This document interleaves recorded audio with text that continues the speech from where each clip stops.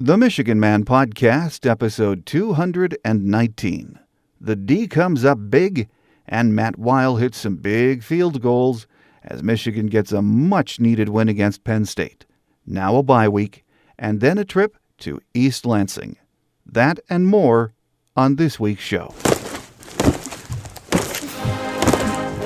Oh man, Euchre's been broadcasting for 27 years. I have never seen anything like this.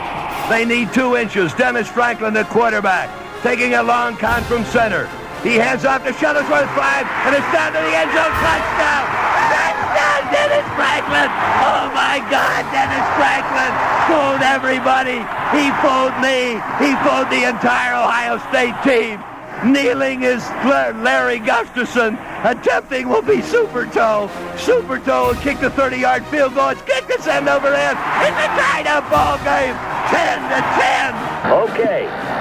Under center is Wangler at the 45. He goes back. He's looking for a receiver. He throws downfield to Carter. Carter ends up. Carter's got it.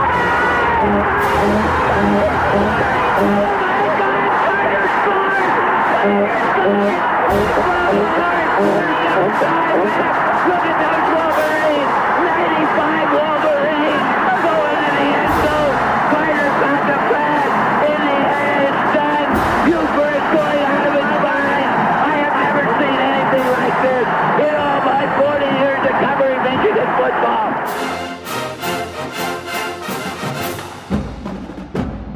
This is the Michigan Man Podcast.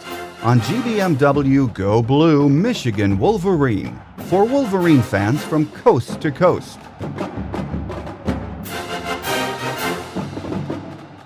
Go Blue, and welcome back to the show. I'm your host, Mike Fitzpatrick. Now, some will say Saturday's win over Penn State was ugly. At this point, with the way the season has gone, I say there is no such thing. A win is a win is a win. My guest on today's show feels the very same way. In just a couple of minutes, we'll be joined by Michigan great Greg Skrepenak to recap Penn State and talk about many other Michigan football topics I think you'll find interesting. First, my view from Section 17. It was a great night at the Big House on Saturday. Under the Lights 3, a huge success. We're 3-0 in Under the Lights games. The halftime show was fantastic. Just a great evening and a great atmosphere. I think we can all agree the defensive performance on Saturday night was something we'll need the rest of the way if we're going to have a chance to win games. Led by Jake Ryan, Frank Clark, Jordan Lewis, and really the entire defense, it was a very impressive performance. We've stopped the run all year, but given up chunks at times in the passing game. So chasing and sacking Christian Hackenberg 6 times all night and shutting down the run game led Michigan to this much-needed victory. On offense, we, of course, continued to struggle for continuity. We can all see that. Greg Skrepenak says the blocking is getting better. Maybe not as quickly as we'd like, but there is improvement. There are still too many penalties killing drives and too many drop passes.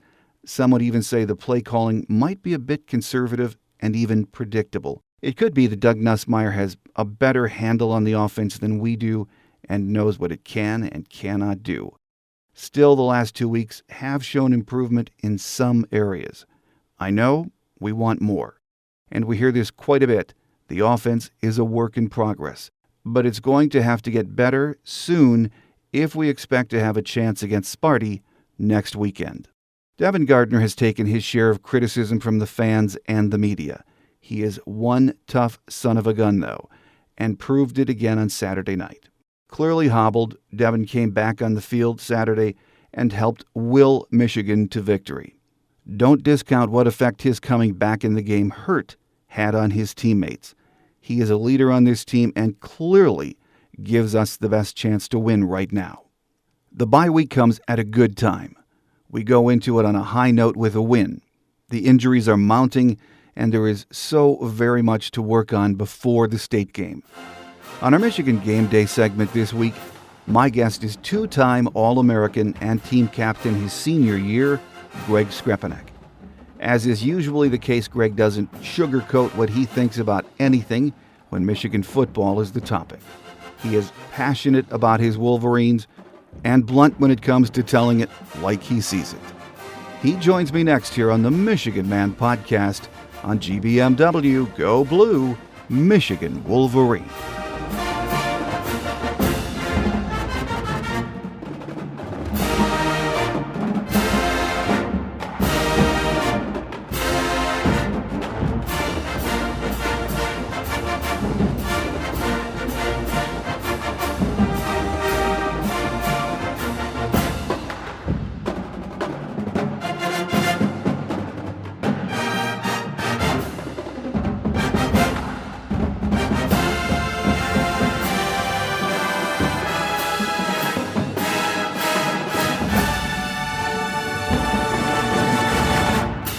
With us this week on our Michigan Game Day segment is Wolverine great Greg Skrepenak.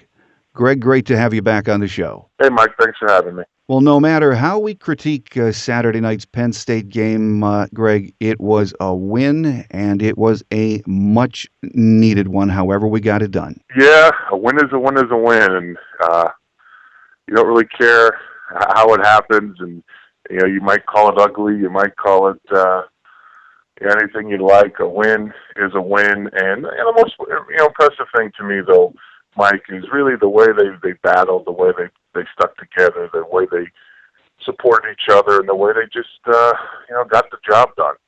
And that performance is really what Michigan fans and really Michigan tradition is all about.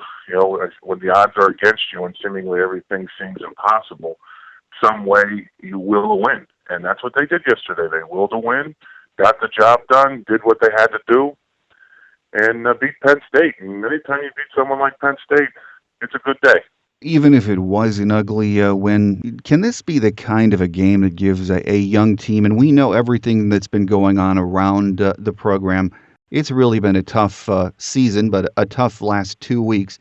Is this the kind of a game that could possibly give them some confidence and springboard them into better play in the last 6 games? Well, Mike, first off, let me tell you this.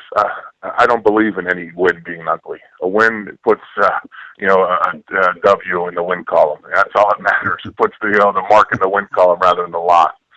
You have ugly losses, and then, you kind of could complain and worry about it. But when you win, it's I don't care if it's, what you want to call it, but I just don't believe it's ugly. It's a win. But yeah, that's the answer to your other question. Certainly, this is something they could build on, something that could turn into a little bit of a momentum, a turning point, if you will.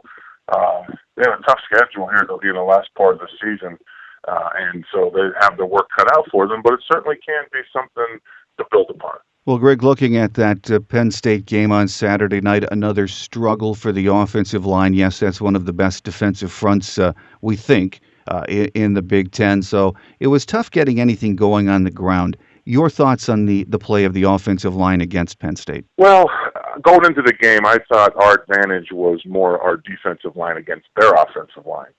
And so I felt confident, believe it or not, even after our struggles the last few weeks and a season that's been tough at times. I felt confident that the team would respond and possibly could win. But as for our offensive line, they're not as bad as you think, or they're not as bad as everyone wants to say they are. They're young. They're getting body on body. They're just not that offensive line that Michigan fans are accustomed to, where you could blow them off the line of scrimmage. This offensive line needs balance. And the fact that the passing game is really not clicking either doesn't help. And the fact that we have running backs going down one after the other, and really someone hasn't come to the forefront yesterday. It's difficult. The guy that was really doing well, he ends up getting hurt. So there's a lot of things that happen. Offensive line block better when they have. It's interesting when everything else is clicking. Offensive lines block better. And it's not as if they're blocking differently. A good running back will set up his offensive lineman. A good passing game will open up the offensive run. So that you would think that the offensive line is actually blocking better. So they certainly need to continue to work and to work hard. But I'm not as down on the offensive line as many people have been all year. I think, I've seen a lot of improvement. I think they're man-on-man. I think they understand what they're trying to do. They're just not that offensive line that could root out, 320-pound men and just drive them 2, 3, 4 yards off the ball. And that's kind of like, what Michigan fans have been used to for a very long time. So when they see it not happening, it gets them concerned. But I think the offensive line is improving. They did all right yesterday, and hopefully they can build on it. Because their next game, I don't know if you're going to meet a better defense, not only in the Big Ten, but in the country than Michigan State. Well, Greg, when you watch this offensive line, and we know what a great offensive lineman you were at Michigan and in the NFL, I know you watch them closely and see things that, most of us as fans don't see. Do you see from game 1 to the Penn State game progression there, an improvement in technique overall? I see some good things happening up front. Believe it or not, I see some very good things. The most important thing, normally they're hat on hat, meaning they know that they're covering their assignments. Now, as far as some technique, I think the Michigan linemen say it best themselves. It's, 10-man football. 10 guys are doing their job and the one guy lets it go. I think that's kind of what happens up front. It's 4-man football. 4 men are doing their job and the one guy gets beat. For an offensive line to be successful, they have to be in cohesion. They have to be, helmet on helmet in front of people, and they can't be letting penetration come on their side of the line of scrimmage. So I have seen some improvement. They need to continue to improve. They need to continue to work. Every day they come to practice, they know it's bring your lunch bucket because it's going to be a long day and we have to work to get better. But I've seen some pretty good improvement. I think they're, from a pass blocking standpoint, they're really not that bad. I think early in the season, what most people didn't understand is that, especially in the Notre Dame game, they were bringing everybody. There were, you can't block, 5 guys can't block 7 or 8. So it wasn't just the offensive line. But they've been banged up here and there, but I expect that they will continue to improve, and hopefully we'll see it on the field. Well, as far as the play calling goes, Greg, when you do have a young offensive line like this, Coach Nussmeier probably can't do exactly what he wants to do yet. Do you think he's still limited by the fact that these guys are young and inexperienced, learning along the way? Yeah, I don't think he wants to put them in a bad position or a position to fail.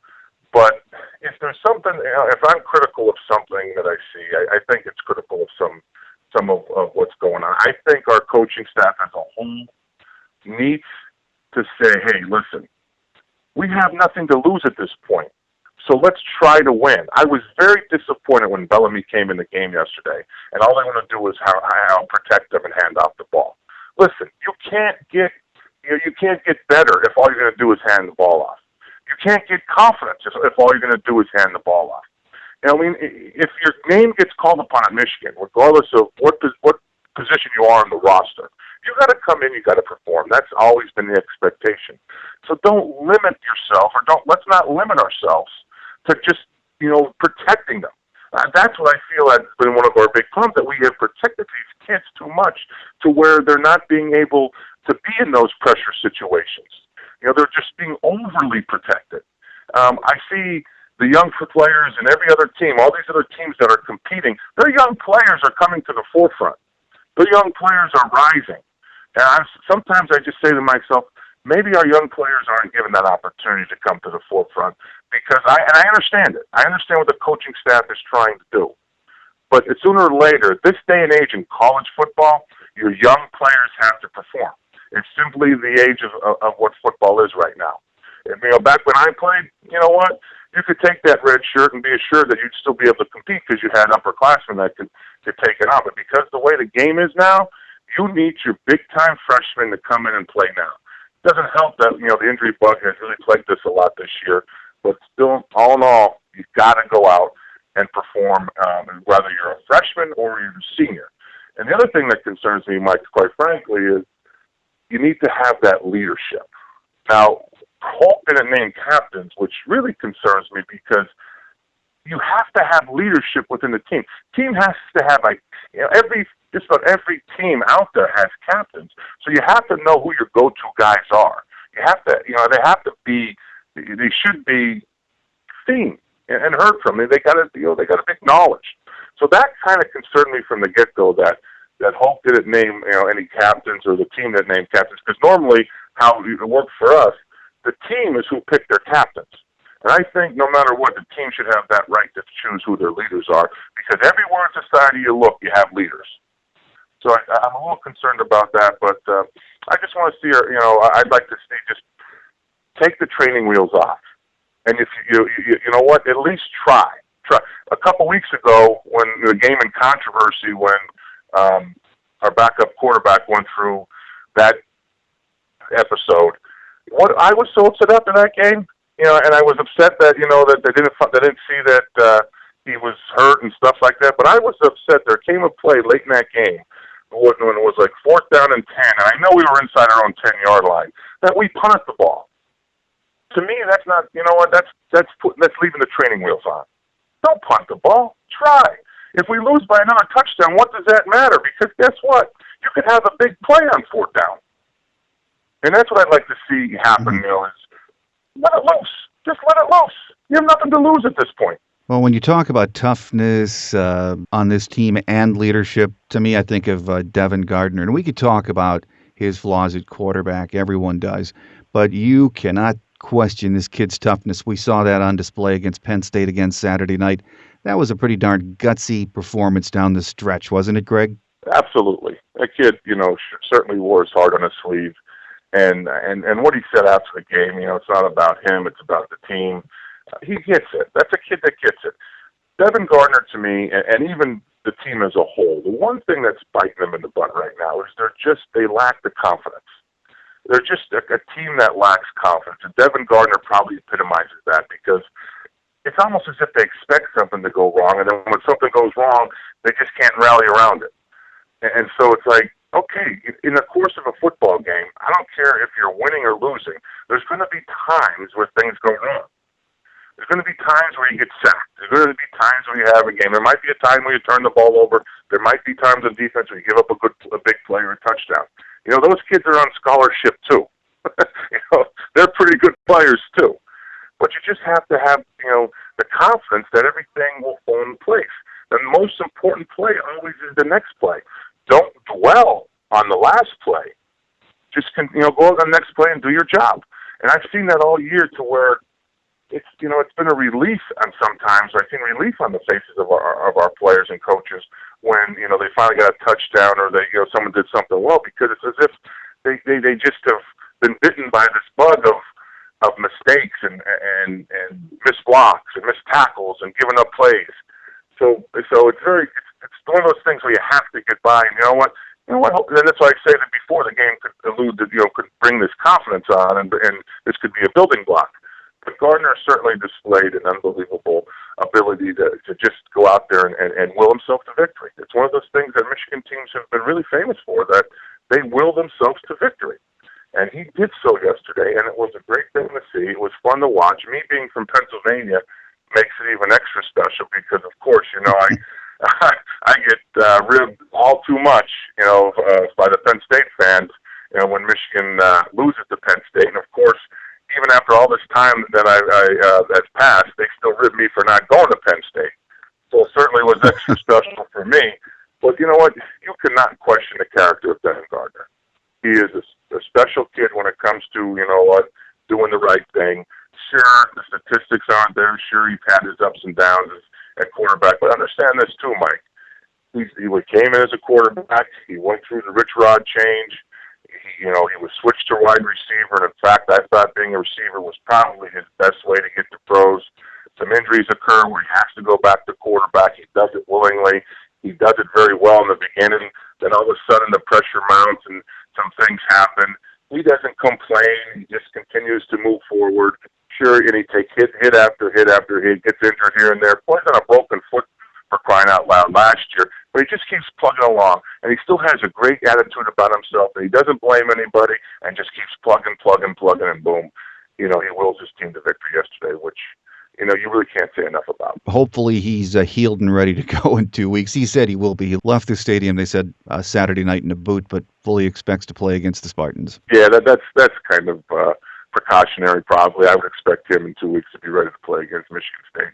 Him being a fifth-year senior, and Michigan State, I'm almost, unless it's just some something fluky, I'd expect them to play. Well, Greg, the defense, they played 4 quarters, which we haven't, really seen so far this season. I thought they were just outstanding. We've seen them play well for periods this year. It just doesn't seem like everyone's come together on the same page on one night. Saturday night, they were aggressive. They just came after Hackenberg. And, to me, it just seemed different. I don't know if it was the crowd, but it seemed like they played with such fire and passion for 4 quarters. It was impressive. It certainly was impressive. And mind you, Penn State's weak spot is their offensive line. But they do have probably the best quarterback in the Big Ten. Probably a guy who's going to probably go pro, and a guy that's been lighting it up against some teams. So they knew, I think, going into it that they had to put pressure on him to be successful, because our secondary's been beat up too. But even they responded and played well. Outside of the first 2 drives that Penn State had yesterday, and even so, they really settled down and gave up field goals. Outside of them, after that, Michigan defense really started to assert herself in the second half. They really dominated, and that is what wins football games. That is what takes you to the next level. I don't care what anyone says, and everyone says you have to change this, you have to change that. Football begins. Good football, winning football begins with great defense. Yeah, there's going to be times where your offense carries, you get special teams help and stuff, and all 3 teams have to be clicking. But if you look at who wins, and you could say Florida State, offense was great last year, but they still had a dominant defense, and that defense is what's going to lead you to winning football games and really winning. Consecutive football games and championships, and then moving on into hopefully what we want to be in the playoffs and winning national titles in the future. So, and that was wonderful to see. I think that has been, Brady Hoke's recipe all along, is to have a stringent defense and bring the offense along and catch up to them. And it was certainly nice to see them put it all together. With us this week on our Michigan Game Day segment, as we look back on the Penn State victory and head into the bye week, is Michigan great Greg Skrepenak. Greg, a lot of Brady's critics, and we've been reading this for the last 2 weeks everywhere on social media, on websites and news publications around the country, a lot of them will say this team is not well coached on either side of the ball when it comes to fundamentals. Do you take issue with that when you read or hear that? Well, first of all, let me say this. I have 2 sons, and I would love them to play for a guy like Brady Hoke because of his concern for his players. Regardless of what happened with the concussion issue and stuff, I know Brady Hoke, really cares for his players. But, of course, and he'll take that responsibility when fundamentals are breaking down and people are making these mistakes and everything. He knows he's as man as they come. His character is, to me, is as high as it comes. He doesn't blame anybody. He keeps plugging away. He keeps a positive attitude. And like I said, what bothered me with the Brady's, and it's, we could agree to disagree because it's just a philosophy thing. Late in the game, he's not going for it on 4th down. I'm a guy that says, hey, listen, let's go for it. What do you have to lose? And it's just a different philosophy. That's the kind of things that I'm watching during a game that I would get upset with. But as far as him giving that football team the ability to win, I think he does. What you don't realize, Mike, that when this losing bug, and that's just, I'll use that term because I don't really have any other way to describe it. When this losing bug creeps in, it's very difficult to get away from it. Because when you hear about teams being in the zone, that means their confidence can't get any higher. Well, I believe that Michigan's confidence really can't get much lower. And that is why you make mistake after mistake, because they're trying to be perfect. They're trying to do everything perfectly. I think sometimes, and they're probably thinking too much. So that's why it was important last night to see the defense reacting rather than thinking. And I think that's what a lot of our players' problem is, especially Devin. And I think sometimes he just thinks too much. Even when he threw that screen and that interception on the screen, there was no fluent to it. It was more robotic than it was just let it happen. If he's a confident quarterback, he's drawn that defensive line to him and letting it happen, rather than trying to, to aim the ball. It's like shooting a dart. He was shooting a dart throwing that football rather than put a little touch on it, because that screen was set up. And he just, he just robotically threw it and boom, intercepted, and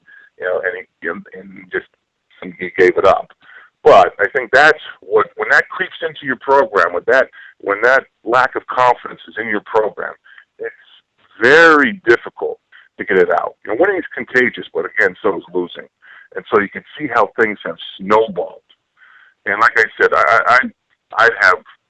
I'd be excited for a guy like Brady Hoke to coach my children, and I say that with all sincerity. It's not as if I don't, sit here and question some things. Sure I do that, but I've done that with every coach that's ever coached at Michigan since I've left. Heck, I've done that with our own coaching staff when I played there. That's just the way it is. But I support Brady and I support the team. I'm a little disappointed in some of the things that are outside the team that are going on, specifically at our own university. But I do believe Brady just gets the short end, and that's why I also said before about, now hopefully they could use this Penn State thing as a building block, because they need to not only win football games, they need to build confidence. And this week off comes at a good time for them. And let's face it, they're going to be playing a good Michigan State team, so I expect, just like I do every week, I expect them to win. End of story. I don't care what's happened in the past. I expect them to win. Well, Greg, there's been so much going on around the program. I think we're all at a point where you just like to put your hands over your ears and close your eyes when it comes to reading and hearing all of the outside stuff, which makes Saturday night's win nice for a week. Things sort of simmer down out there. But this season, it's been hard for us all to watch what's happened. Other than Brady's first year, most of the last 7 seasons really have, to a certain degree, been disappointing or even grueling for a lot of us to watch. I guess a lot of the fan base, of course, wants the AD gone. You hear a lot of talk about that, and you hear folks say, fans and writers, that Brady's in over his head.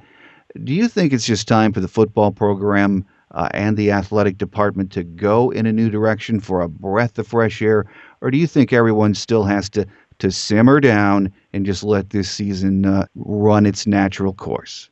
Oh, that's a good question, Mike. It's difficult because, what people don't understand, especially with former players, all we want as former players is our program to be successful. And all we want is to know that for the little time we were there, that it mattered. That we, for that, 4 or 5 years that we were there, carried on the best tradition in college football. And then our time there wasn't in vain, that it mattered.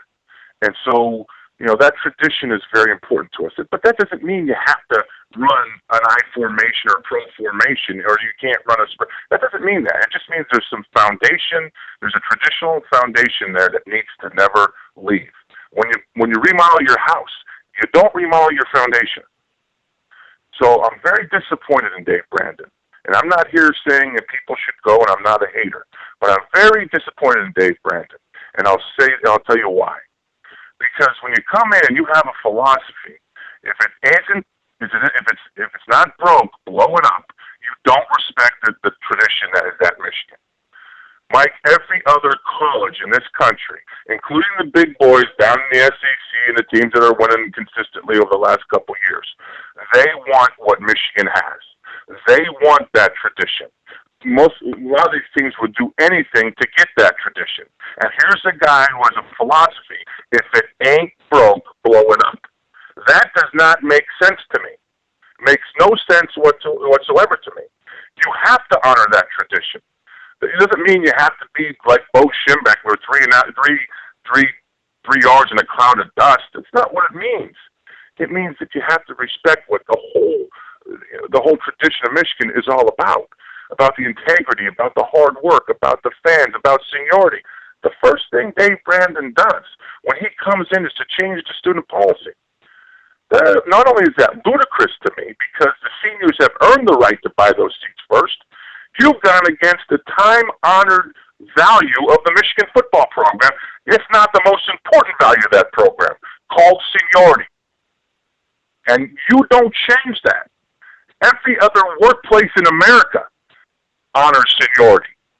And the first thing he does is, we're going to change this and blow it up and not honor seniority. That's mistake number one. And then the debacles that have happened time in and time out. For him, if it is true that he sits in meetings, in film sessions, and is micromanaging Coach Hoke like that, shame on him. Shame on him. Who is he to do that? I was a high school athletic director at one time, and I'm very close to a lot of athletic directors in my area. A great athletic director is like a rookie football player. Seen but not heard from. He should be a guy that, when people see them, but hey, it's not about Dave Brandon, it's about University of Michigan. It's about University of Michigan football. It's not about Dave Brandon. And really, the other pet peeve I have as well is I'm sick and tired of athletics, and let's say just the football team in this particular time, being seen as something outside of academics. To me, football and every other sport there is a curriculum, and it should be seen that way. And the classroom is the field of play, and in this case, it's the football field. Not only the practical knowledge they learn, with different philosophy or different things, it's also, you learn about the game of life, and you learn things that, you're going to take away with the rest of your life. And for the university to treat it anything other than more of a learning experience is to me, unacceptable. And so the president has to step in and say, listen, we cannot treat athletics any differently than we do academics. Coaches are teachers. They're professors. They actually spend more time with their students than any other student body up there. And so there might be a discord there. So I think for it to be really brought back, because the tradition of being leaders and best is not just for football. It's for the entire university. It's for the entire university, that every curriculum they have, every discipline they have, is to be the leaders and the best. And I would be remiss if I didn't say this. This starts back with our former president, Mary Sue Coleman, and the former AD, Martin, when they haphazardly they didn't go through a due diligence process to hire Rich Rodriguez. And I'm not saying that Rich Rodriguez was a mistake to hire. It was just done poorly. It wasn't, it didn't represent being the leaders and the best. It was just, if we were arrogant and said, okay, we're Michigan, so someone's just going to come to us. No, you don't do that. That's not what our program and that school have been built upon. And so it's very, very difficult to watch some of this stuff happening. But I would hope Dave Brandon would honor the 135-year-old tradition. And I'll say this too, Mike. A lot of fans probably love this when they mention, Team 135. Well, as a player, I kind of take offense to being labeled with a number, and I'll tell you why. Because, our whole career, we're always associated with being a number. And it's unfortunate because everyone, would just say, you're a number, all you are is a number that you have on your back. And it's like we're this herd of cattle being branded with a number and just being moved across. It's not Team 135 or Team 100 or Team. It's the University of Michigan 2014 version.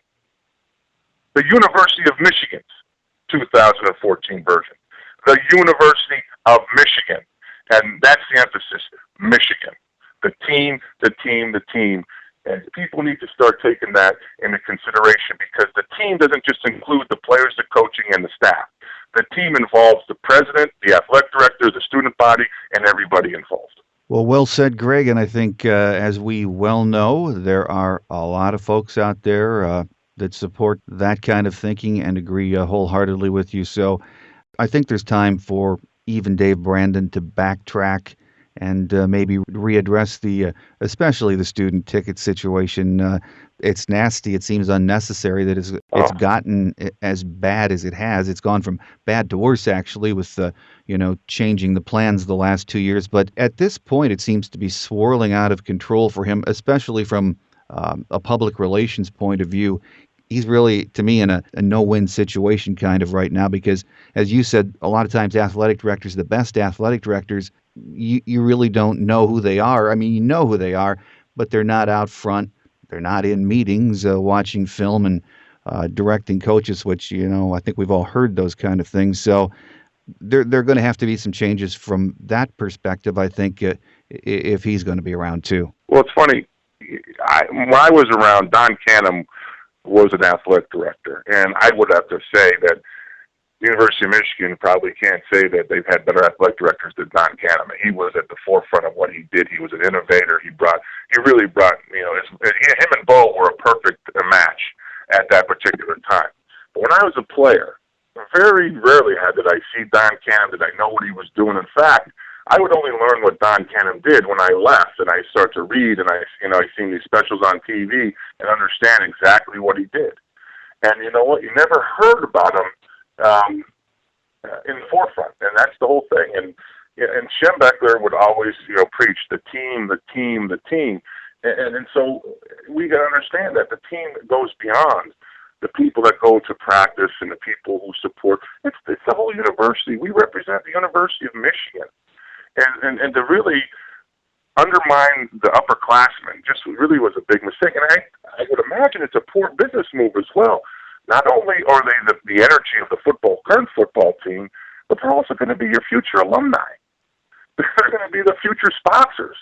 So why would you want to disenfranchise those individuals with their experience at school? Because they're the ones that they're going to say, I'm not buying those tickets. The way they treated me when I was in school, why should I buy the tickets? And that's disappointing because, Michigan football, it was an experience in itself. He didn't have to, listen, I understand that you have to improve things and stuff, but you didn't have to improve much to have an experience every Saturday. My family has gone to Michigan numerous times, and we enjoyed it. It's an experience. Everybody from Penn State who's gone up there, has told me how wonderful experience they've had. It's an experience in itself, and he wants to create some Super Bowl sponsor atmosphere. And that's the whole disappointment. He's a money-making machine. I get it. I understand where he comes from. It's all about the greenbacks. But for me, personally, and I'm pretty sure I could say this just about most of my teammates and most of my peers that that I've graduated with and my contemporaries and even players that played before me and after me, I guarantee they would say the same thing. If it's going to be all about the money, if our program is going to be all about the money, I'll turn my alumni card in right now. I don't want to be associated with the program that's all about the money. I understand that you need the money. I understand about the facilities. I understand about keeping up, with the Joneses to a certain degree. I understand that you have to change your unis every now and again and get these kids excited. Although I wasn't really a big fan of the uniforms last night. I understand all that. But if our program is simply going to be about the money, here's my alumni card because I don't want to be associated with it anymore. Well, I think a lot of folks feel that way. So we'll see how that shakes down here in the next couple of weeks. Right now, we're into the bye week, and really, Greg, a much-needed bye week. The injuries are mounting. We go into the bye week on an up note, which is very important, and then we start preparing for that trip to East Lansing for the second year in a row. When you look at that game or think about that game right now, Greg, does Michigan have a prayer against Michigan State? There's so much to improve upon in 2 weeks to go into East Lansing against that very tough defensive team. Do you see it happening? Mike, I must say, watch your mouth, Mike. Michigan always has a chance, buddy. That's what we believe since we went there. That's what the program's always believed. Of course, Michigan has a chance. Now they have to limit their mistakes. They have to brush up on technique, and they have to play together. Well, of course, they have a chance. Absolutely have a chance. And if you believe they don't, then shame on you, because Michigan has thrived on, if you're in a position that seems desperate and it just seems you can't get it done, that's when Michigan comes to the forefront. And I think they have this great opportunity in front of them. Those kids have a wonderful opportunity to right a lot of the wrongs that have happened this season if they could beat Michigan State. I'm going to tell you, and you know this to be true too, Mike, if they could pull off a victory against Michigan State, you know what? Some of all of what's going on in the background now would quiet down. Some of the mistakes that have been made would be kind of not be so gleaming and not be at the forefront. And I think Coach Hoke knows that. I think the team knows that. But you're right when you say that the off week came at a perfect time, because Michigan State is definitely a good football team. Michigan State plays with a lot of confidence. They have a stingy defense, and their offense is coming along. But Purdue proved that you could score against Michigan State, and of course Oregon in the second half took it to them. So Michigan State can be beat, and there's no reason to think that University of Michigan can't be one of the teams that could beat them. Well, we have a week to wait, and as we said, heal up, put together an interesting game plan, and head to East Lansing for the second year in a row. And man, it would be a big win. It would be 2 in a row, and you're right. A win in East Lansing would cover a multitude of sins. We'll just have to wait and see, but it's going to be an interesting 2 weeks as we get ready for the state game.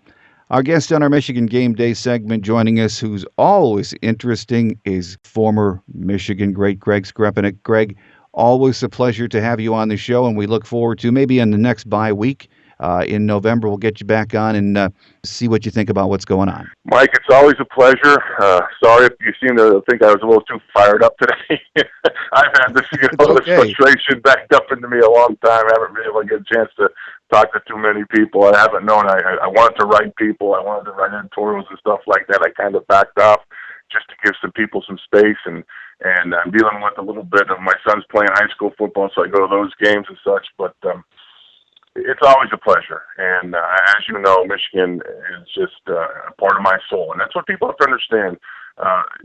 It's just not a game. Forget the NFL. I mean, I played in the NFL, and that was fun, and I made money. That was great. But the University of Michigan is part of my soul. It's part of who I am. And I think every player and just about every student that went there feels the same way. And so when the university is down and the football team is down and some things are going on that, of course, doesn't bode well to the university, it gets you upset. It gets you just, fired up a little bit. And that's not only with sports, not only associated with sport. If Michigan takes a hit somewhere else in another department, I would feel bad. But now that it's football, I mean, it really is gut-wrenching because I was part of that program, and I know some of the things that I've had bad seasons out at Michigan, but in the NFL and in other teams, and I understand what those guys are going through. But it certainly is gut-wrenching. But people have to pull together, and I think it starts with our president, and it starts with Dave Brandon, and of course Brady Hoke. I think he's been marvelous through this whole thing, trying to maintain positive attitude and protecting those kids and doing right by them. So hopefully everything works out. And I certainly appreciate you giving me the time to be on the show. Well, again, Greg, it's always a pleasure, and let's hope when we talk in November that we're starting to see this thing turn around, because it means a lot to so many people. Go Blue! Go Blue, Greg. Coming up next, Wolverine Quick Hits as we wrap it up for this bye-week edition of the show on the Michigan Man Podcast on GBMW. Go Blue, Michigan Wolverine.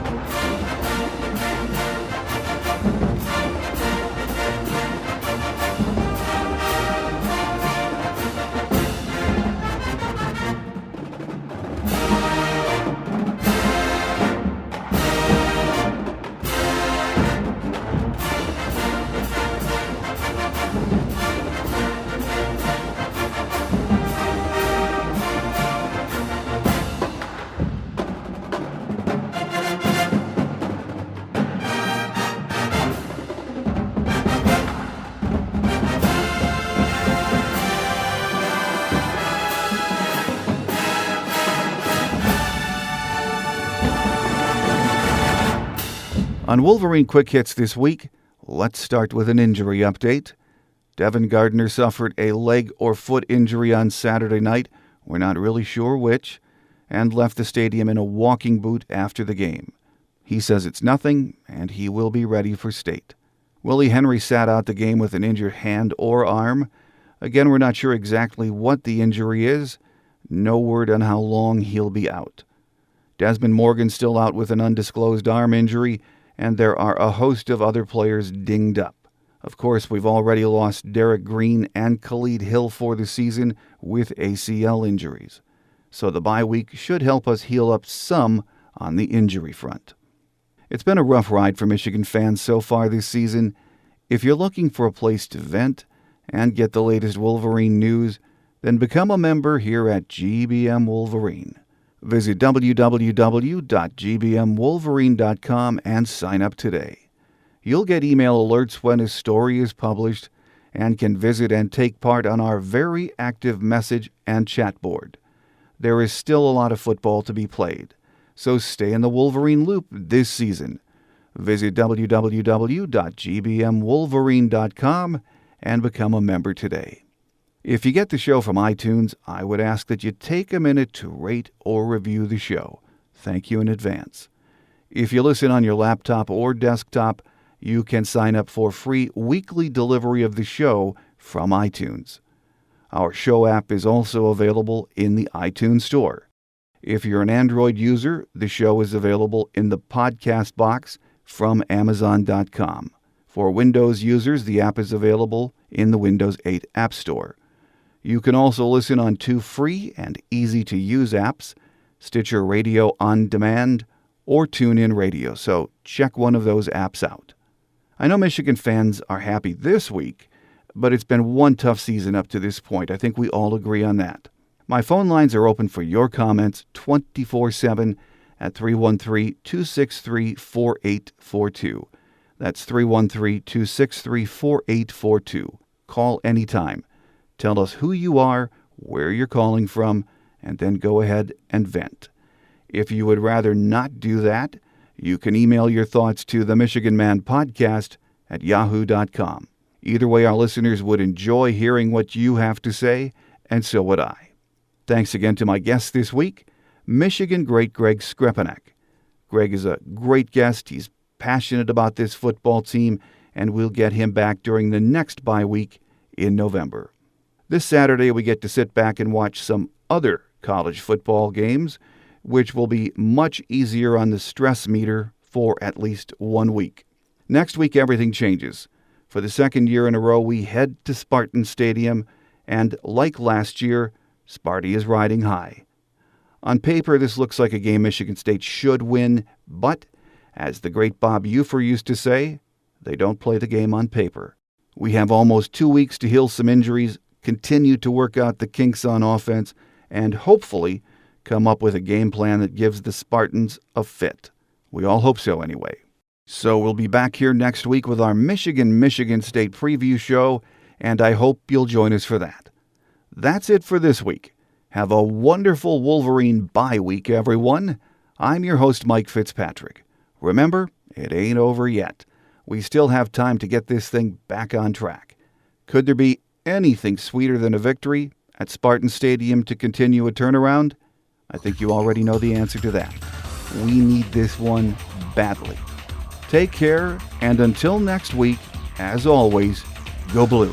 Thanks for listening to the Michigan Man Podcast on GBMW Go Blue Michigan Wolverine. You can find us on the web at www.gbmwolverine.com. That's www.gbmwolverine.com. For audio posts or other fan feedback, please call our listener line at 313-263-4842. That's 313-263-4842. Email fan feedback to the Michigan Man Podcast at yahoo.com. That's the Michigan Man Podcast at yahoo.com. The Michigan Man Podcast on GBMW Go Blue Michigan Wolverine is produced at the studios of Robin Lynn Productions, Allen Park, Michigan. The Michigan Man Podcast is not affiliated with the University of Michigan. Go Blue!